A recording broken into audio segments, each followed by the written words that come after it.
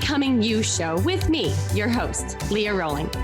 Do you believe you are capable of choosing your future?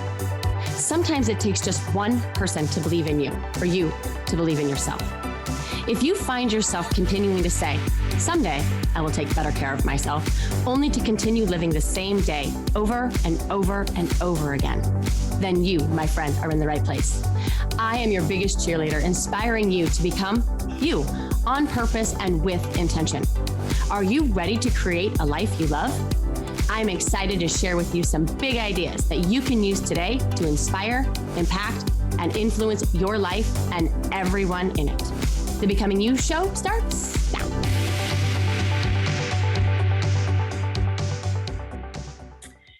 Happy Friday, friends. We made it. Welcome to the show. I love being here with you. I appreciate you being here with me. There are so many awesome podcasts out there for you to be inspired by, and yet you are here listening to me, and it is an honor that I don't take lightly. My hope is to bring always some inspiration into your life and your heart and give you some simple ideas to live your life to the fullest. I'm talking today about JOMO, the joy of missing out. I'm trying to make a case for the importance and relevance of decluttering and minimalizing. Joshua Becker said, maybe the life you have always wanted is buried under what you own. If that is true, then I want to share with you some ideas today to unbury it. For decades, I was a maximalist. The constant distraction of the next new thing buffered me from a career I didn't love, from a life I didn't love. It buffered me from a harboring resentment that I, quote unquote, deserve to buy whatever I want and however much I want it. It buffered me from a deep-rooted doubt as to whether or not I should quit the job I hated to stay home with the kids that I loved. But it was quickly answered with, Leah, that is not even in the realm of possibility. I went through my days running my tennis shoes and my credit card. All of this running to buffer this unsettled feeling that I should be doing something different in my life, something more with my life. And when I was exhausted from running, I had a realization that if I wanted my life to change, I had to change.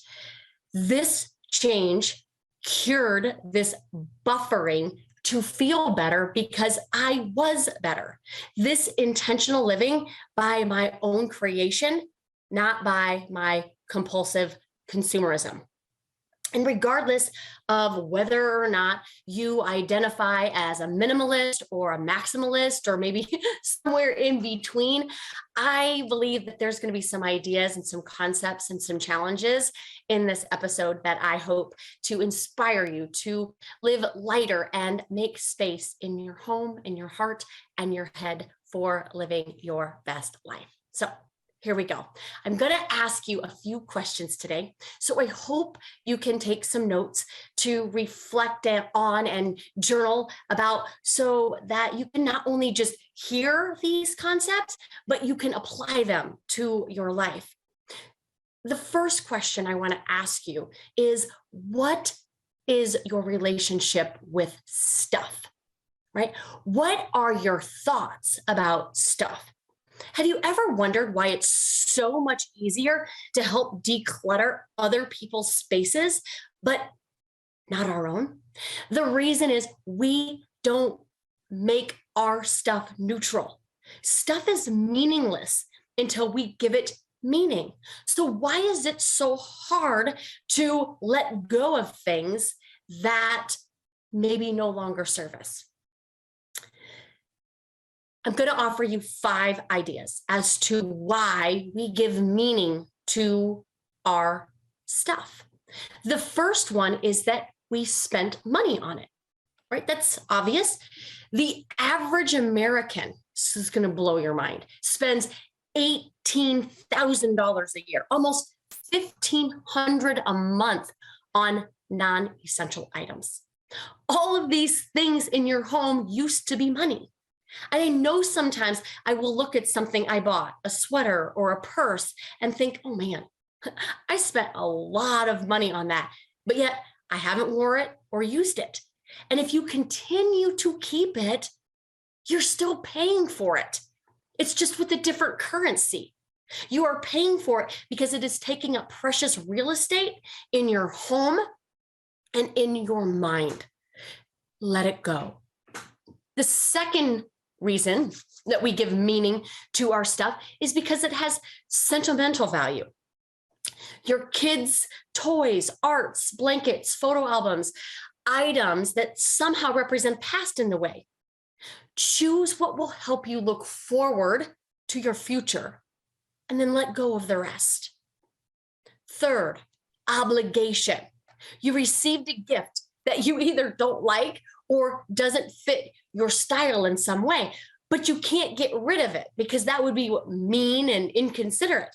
So you store it in your house unused because you don't want to hurt feelings. Want some tough love? Some tough truth?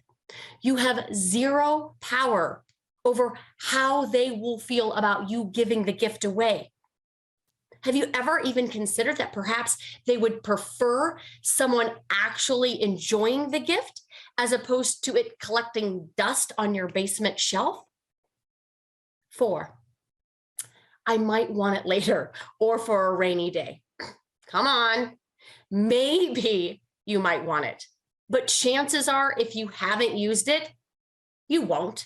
And if you do decide that you need it as an absolute in your new minimalist lifestyle, I'm guessing there will be a shop that will sell you something probably even better than you had before.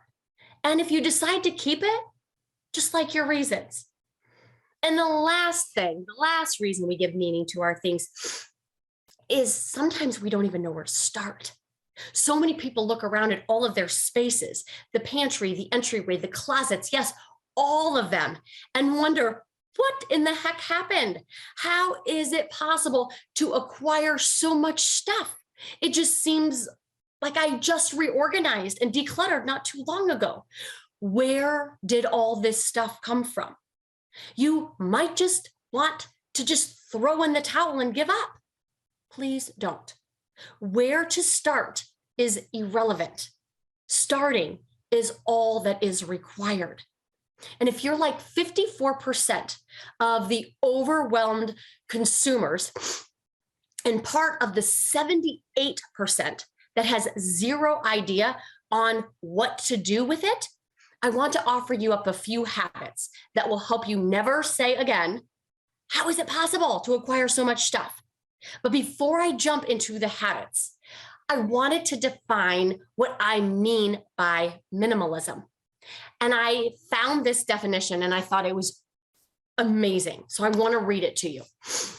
The definition of minimalism is the intentional pursuit of focusing on what matters most by removing distractions, aka clutter, that remove you from life.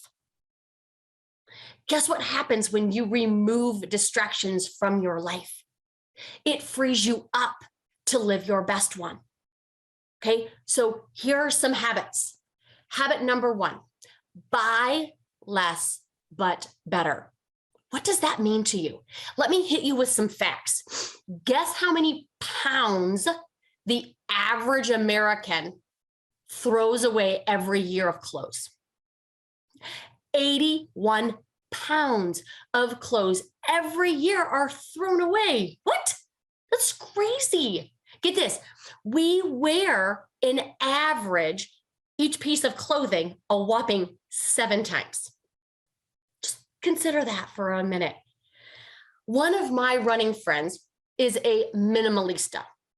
She is the epitome of habit number 1, buy less, but better. She only buys what she absolutely loves. She has one purse that she loves. And granted, she spent a lot of money on it, but she doesn't have 20 purses from Target just cluttering up her closet. She has one necklace that she loves and she wears and she never takes off. She has a whopping total of 3 pairs of earrings. Wait, what? Is that even a thing? That's incredible. And I'm not quite where she is, but I am working towards minimalista status, starting with the notion that just because it was cheap or on sale doesn't mean I deserve it. And even thinking about that in context right now, I deserve a bunch of cheap things? Interesting, right? Also, instant gratification is overrated in an excessive consumerism throwaway culture. Okay?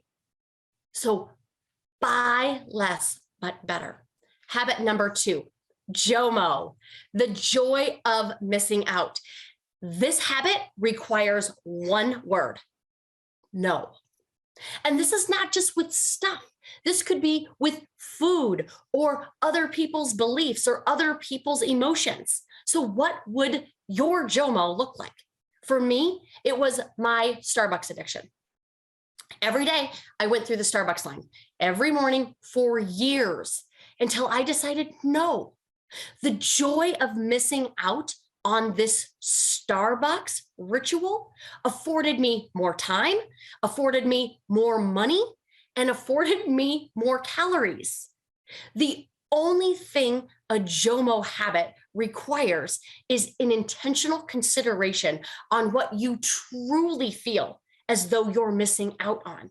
Yes, Target makes super cute everything from home goods to clothes, but this is what I know for sure. Target is never going to stop making really cute things.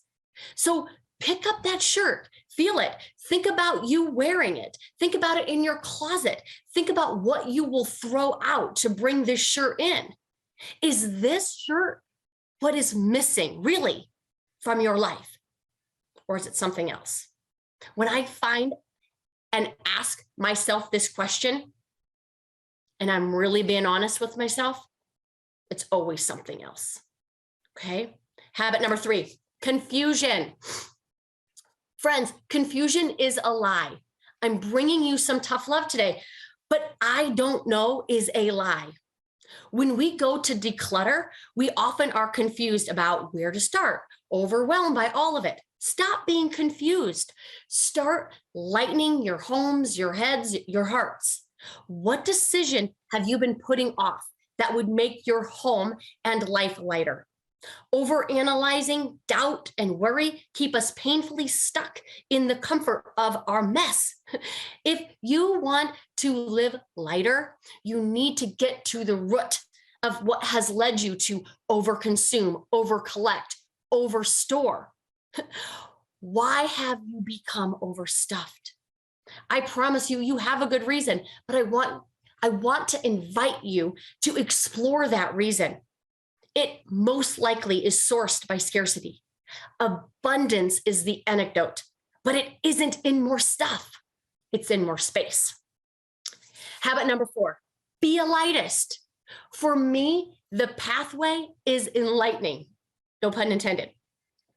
Don't be confused at what is being asked as we navigate through our piles of papers and hangers of clothes and drawers of socks. There are 3 options. You either keep, donate or sell, or throw away. Those are your options. Then I want you to ask, does this make me feel light or heavy? How many things have we kept because they were gifts, or because we've spent a lot of money on it, or because we might wear it again when we lose the weight we have been trying to for the last 5 years? I know once I had a leather bomber jacket. I loved it. I spent a lot of money on it. And it's a little short in the sleeves and it's tight. And every time I used to go through my closet, I kept it because I loved it until this last go around. I used to use the question, do I love it? And again, if so, I kept it. But That has me keeping a lot of things like said bomber jacket that doesn't make me feel lighter. It makes me feel frustrated that I spend money on a jacket that I never wear, frustrated that it is still taking up space and preventing me to actually buy one that I will wear, one that actually fits. Frustrated that this is one of many clothing items that reminds me of my thoughtless consumerism. Frustrated by a story, the clothes don't fit me. When I went through my space, instead of qualifying for, do I love this? But rather qualifying, does this make me feel light? Is this light for me? And qualifying by light and heavy, it transformed not only my home, but my head and my heart. A lighter heart is a happier one. Okay, let me hit you up with just another fact. The average American has an impressive 300,000 items. What? And as I said before, 54% of Americans are overwhelmed by their clutter. 78% have no idea what to do with it. So, how do we start to be a lightist? Well, let's start in our homes. Start with the entryway. What is the energy when you enter the home? Is it filled with stuff? Lighten it up.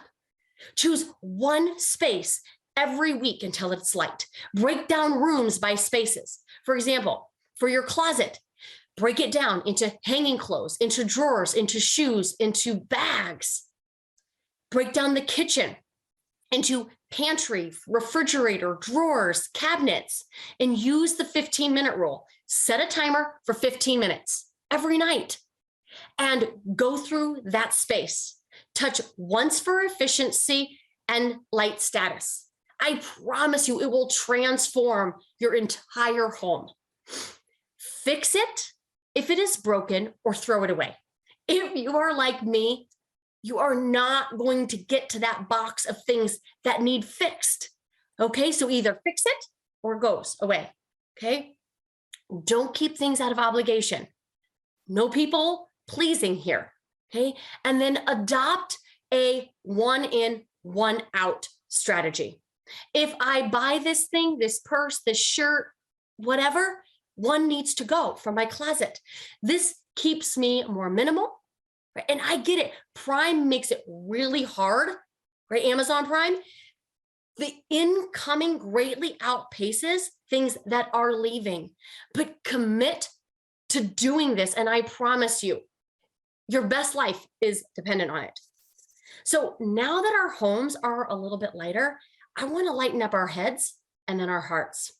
The reality is that each and every one of us has the potential to design our days and to create our results. So why is it that we know what to do, but we don't do that? And here's why. We don't do what we know. We don't. If we did, we would have every single result in our life that we have ever wanted. There is a book, a video, a podcast, a course for pretty much anything that you ever wanted to do in this life, a step-by-step blueprint telling you exactly what to do. So it's not about what we know. It's not even about knowing more, but who we are. And when we allow our brain to run the show, instead of being the boss of it, we get into trouble. Our heads are collectors of our experiences. They're the stores of our stories. They're the trap for our tales and the Rolodex for our realities. These experiences, stories, tales, and realities left without discernment leave us heavy-headed. They leave us with misguided mental clutter. Mental clutter looks like this. It looks like doubt. It looks like delay. It looks like overanalyzing, perfectionism, negative thinking, indifference, unmade decision. It creates indecision, right? It creates scarcity in time, in money, in relationships, in advancement. It creates inaction, scarcity in all of it, right? It creates the inability to choose your life your way. It prevents you from choosing your highest potential. So if you're struggling to identify the mental clutter in order to lighten up your head, I want you to think about who you've always wanted to be in life, things that you have always wanted to have in your life. P.S. Still available for you. And why you've not been, had, or done them. Knowing what is missing and why it is missing will help you start to break through the barriers and lighten up this heavy head. So here are a few questions that I want you to consider and maybe journal about over the weekend. Do you have any long-term goals or desires that have not been realized? Why have they not been realized? If you find yourself blaming your circumstances, look deeper inside, not farther outside. Number 2, when you think about the goals you want in your life, your ambitions, your desires, what do you think is possible? Your story about your potential is either crafted in confidence or it's drew up in doubt. Number 3, do you find yourself deciding outcomes of situations or of other people's behavior before they even happen? Do you find that your thoughts often determine the outcome? For example, I always get a close parking spot. It doesn't matter how full a lot is. I will always get a close parking spot. And guess what? I always do. I also never get sick. I've decided that I just don't get sick. And guess what? I don't. I have decided that whatever sleep I get is the exact amount I need. And it always is. These decisions impact our reality. So I want you to decide wisely. Here's the thing. Thoughts become things. So we have to be careful. Here's one more example. Do you decide before you meet with that quote unquote difficult person that they are going to be difficult? If so, they will no doubt be difficult. So I want you to think about what you're thinking about with some intentionality. Okay?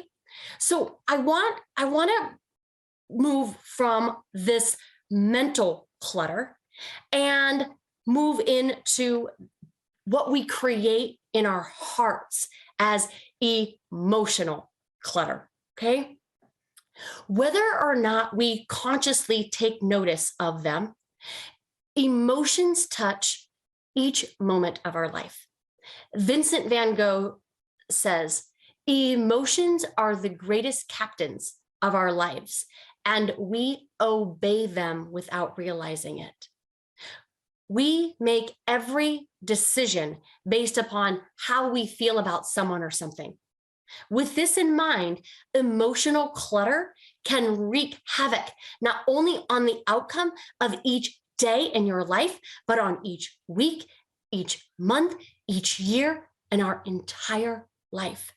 I tried to sell you on this last week in my podcast on the secret to success. So if you missed it, you can go back and watch it. What heavies the heart is emotional clutter. And by definition, emotional clutter is any individual, group, place, thing, idea, or commitment that we think about negatively that brings negative energy into a person's life. So here are just a few examples of emotional clutter. You have a debt hanging over your head, and it makes you feel angry at yourself for getting into debt in the first place and jealous of others who don't have to worry about money. This brings negative emotions like disappointment and scarcity. And if we don't allow ourselves to feel this through, we try to avoid and go around the emotion, which makes the situation worse. We stop looking at our bank accounts. We stop following our budget. We stop getting curious and problem solving, and we make the problem worse for ourselves. Now we're not only disappointed, but we're angry and we're scared. These emotions leave us bitter, exhausted, and paralyzed in what I call the sabotaging loop. Another example, you have a person in your life that you would refer to as difficult. They drive you crazy. They put you down, and you hate being around that person. Until we learn how to manage our thoughts and feelings around difficult people, they will continue to harden your heart, leaving you stuck in a vicious cycle of shame and blame. I want you to think about the what and the who's that create negative emotion for you. Are there individuals or groups that leave you feeling zapped, exhausted and upset? Are there places that leave you frustrated and overwhelmed? Are there things that drive you crazy? Knowing what these are and how to solve for them frees up so much space for so many more empowering emotions that will no doubt lighten the heavy.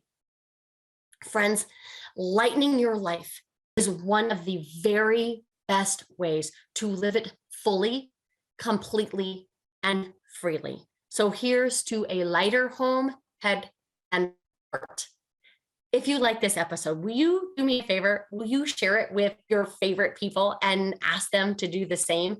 This movement requires our movement. This movement to become more by being more. I truly believe that together, you and me, we can become more and inspire others to do the same.